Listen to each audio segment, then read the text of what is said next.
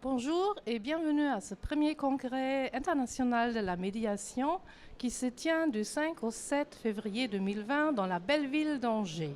Nous sommes Joël, Christelle. du magazine Intermédiaire et nous avons le plaisir de recevoir sur ce plateau Susanne Schüler qui est médiatrice dans un centre londonien, le CEDR, CEDR. Et qui va intervenir tout à l'heure dans un atelier qui va traiter de la question, je vais lire, la médiation, un avantage concurrentiel pour les entreprises. Susanne, quel est l'avantage pour les entreprises de faire appel à la médiation en cas de conflit? Alors, premièrement, il y a beaucoup statistiques qui déjà prouvent qu'il y a un avantage fortement financier, mais aussi de temps. Mais moi, personnellement, je vois comme avantage principal les relations, parce que faire business, c'est surtout avoir des relations. Et on aime bien maintenir des relations et établir une certaine culture des négociations du business. Et je pense que la médiation, surtout commerciale, ça veut dire qu'on travaille beaucoup en caucus, mais aussi des séances conjointes, aide vraiment de maintenir une relation et du respect pour traiter surtout les sujets très sensitifs, très sensibles, sans perdre la face. Je pense que ça, c'est un des avantages les plus cruciaux pour moi. Alors par rapport au CEDR, donc c'est le Center for Effective Dispute Resolution, c'est ça? Alors vous travaillez aussi à l'international. Alors est-ce que vous pouvez nous raconter un petit peu ce que vous faites dans la médiation interculturelle? Merci. Alors, on dit le Center for Effective Dispute Resolution, il y a une raison, parce que c'est pas la médiation constructive, c'est efficace. Et on travaille vraiment dans le monde entier, je pense, sauf Australie, c'est le seul continent où on n'a pas encore travaillé.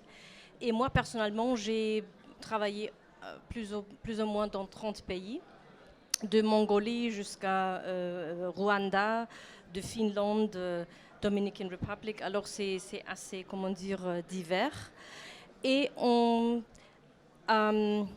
pense vraiment que l'application locale, ce qui est important.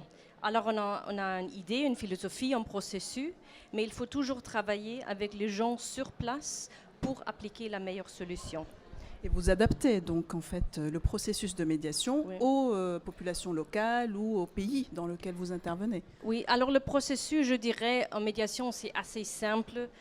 Il y a 5 ou 6 phases de médiation, alors on garde ça. Alors il faut toujours une préparation, une ouverture, exploration, etc.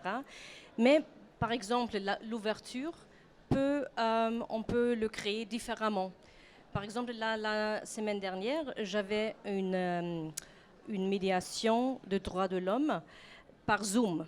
On était 9 personnes dans 3 continents et on a fait la médiation par Zoom. C'est un peu comme Skype, hein, c'est ça? C'est comme Skype, mais on peut avoir aussi des salles privées et tout ça. Vous arrivez à faire des caucus aussi? Absolument. Alors on utilise vraiment les médias. Et comme ça, on peut travailler internationalement, mais aussi avec les parties selon le besoin.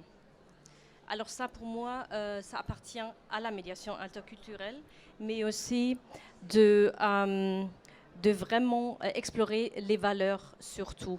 Je pense que la médiation interculturelle, c'est sur les valeurs, c'est pas sur les nationalités, c'est pas nécessairement sur les coutumes, c'est vraiment quelles sont les peurs, les émotions, les valeurs de la personne ou du groupe ou de l'organisation. Susanne, je voudrais faire une relation avec ma première question sur le commercial. Est-ce qu'il y a une grande différence quand on fait des médiations entre différents pays interculturels sur des thématiques qui sont peut-être pas forcément commerciales et deux entreprises, parce qu'une entreprise c'est aussi un peu comme un pays, parce que chaque entreprise a sa philosophie, a ses valeurs. Est-ce qu'il y a des analogies? Absolument, merci pour demander ça. Oui, absolument, parce que chaque organisation a une propre culture. Et je pense que l'approche de médiation interculturelle permet d'adresser les conflits des pays, des organisations, mais aussi, il y a des formations Pas nécessairement des organisations. Peut être par exemple les Gilets jaunes. Si on prend un groupement assez actuel ou les gens qui sont pour ou contre Brexit, il y a, comment dire, un certain raison de penser ou des valeurs qu'il faut explorer. Et je vois beaucoup de parallèles. Mais bien sûr, l'argent pour les entreprises et le business, c'est une autre dimension qui est rajoutée. Est-ce que dans ces médiations par Skype ou par Zoom, vous arrivez à percevoir tout ce qui est émotionnel? Est-ce que c'est également perceptible parce que dans une médiation, beaucoup de choses sont quand même basées sur ces sensations et perceptions de ce qui se dégage de l'autre dans sa réaction? Oui, alors c'est comme avec la musique. Si on a, comment dire, un orchestre en direct, c'est très différent d'un CD ou électronique. Alors on peut dire que on peut, par Zoom ou par Skype, alors il faut respecter une certaine distance pour vraiment voir la personne. Et on peut percevoir beaucoup, pas tout, mais je pense que ça suffit pour établir une certaine relation de confiance. Et si c'est possible d'avoir vraiment une réunion face à face, c'est toujours préférable.